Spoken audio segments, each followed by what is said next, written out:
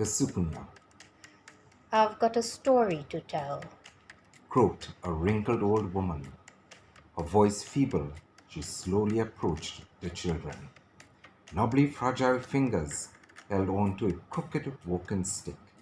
The children looked at her limping, back bent, one hand on her hip.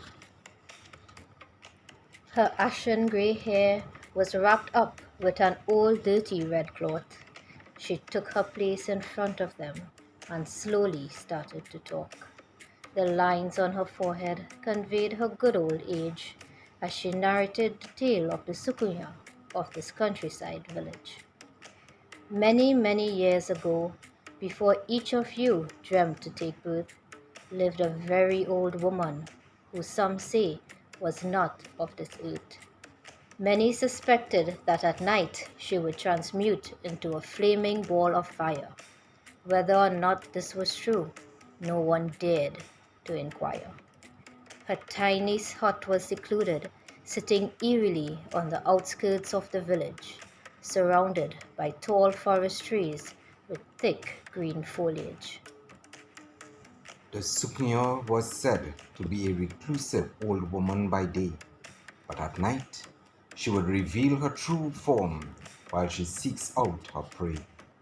Legend has it that at night she would peel off her wrinkled old skin, disclosing the dreadful horror of what lay within.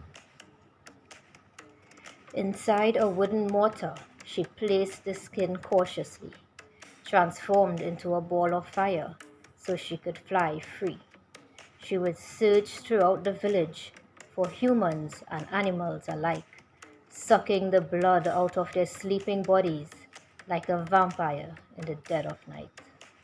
Entering through tiny vents, crevices, and even keyholes in the door, her unsuspecting victims unaware of what was in store. While they slept, Soucouyant would feast on their arms, legs, and belly, or suck the blood from any other part that was exposed and fleshy. The victims would awaken in the morning to see marks on their bodies, baffled as to what could have caused it and what could be the remedy.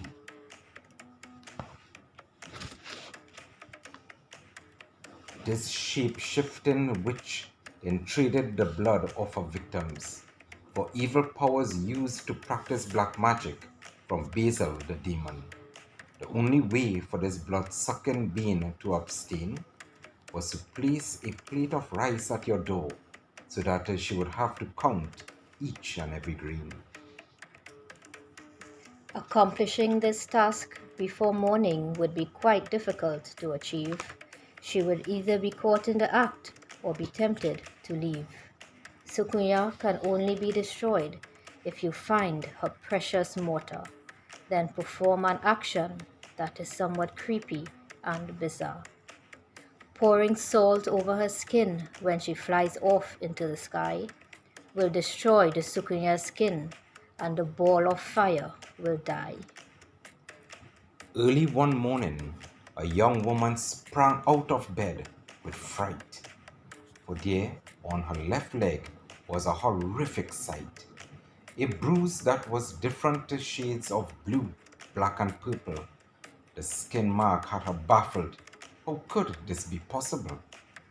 All day long, the young woman felt tired, weak, and faint, as if all the blood in her body was somehow drained. The scared woman started to pray, desperate to feel safer. Then, confused by it all, she confided in a trusted neighbor.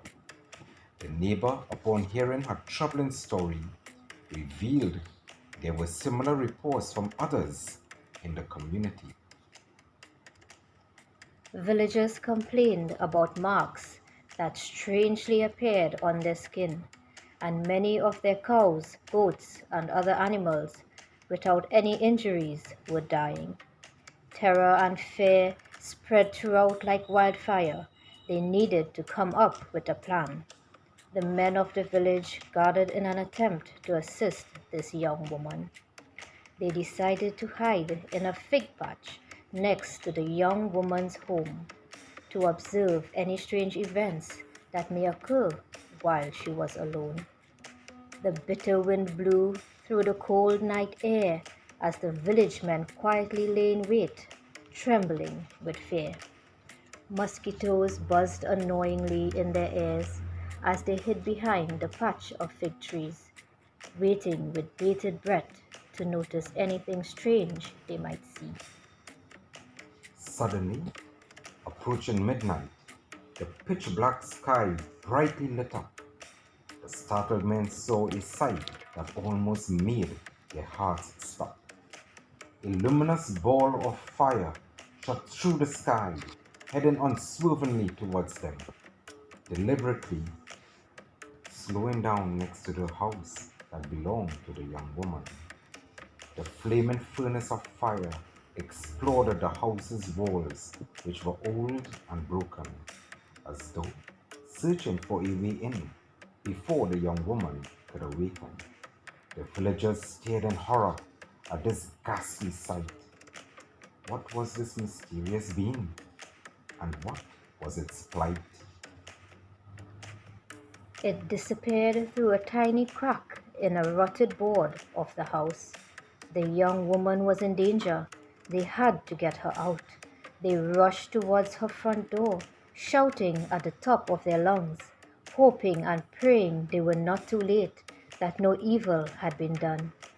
The bright red and orange flames of the intensely hot sphere of fire flew out of the house, emitting an eerie sound of sinister laughter. The old woman's face vaguely became visible in the ball of fire as it disappeared into the sky, leaving behind her menacing laughter.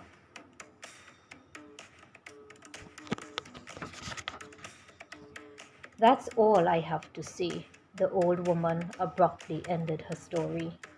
The children anxiously asked, did Sukunya leave for good, or was it only temporary?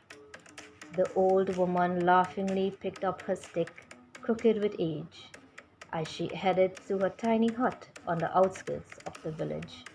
Sternly pointing one shaky finger at the children, she raised her head and continued again. Sukunya fire is always waiting for the right moment to burn. Make sure you put a plate of rice by your door tonight, or else it could be your turn.